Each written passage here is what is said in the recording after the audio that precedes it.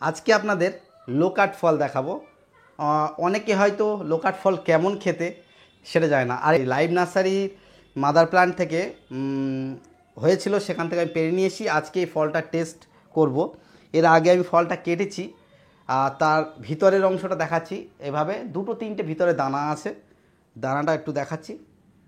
আর ফলটা খোলাটা ঠিক এইভাবে ছেড়ে যায়, এই একদম হলুদ বর্ণের হয়।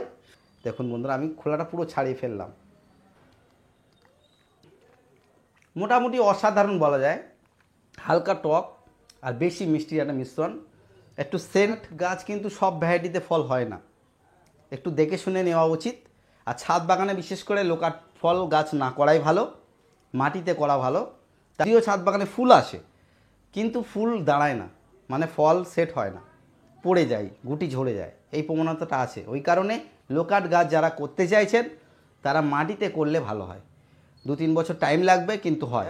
এই শর্টসটা আপনাদের দেখে ভালো লাগলে একটু লাইক করবেন, আর যারা চ্যানেলে নতুন দেখছেন চ্যানেলটি সাবস্ক্রাইব করে পাশে থাকবেন।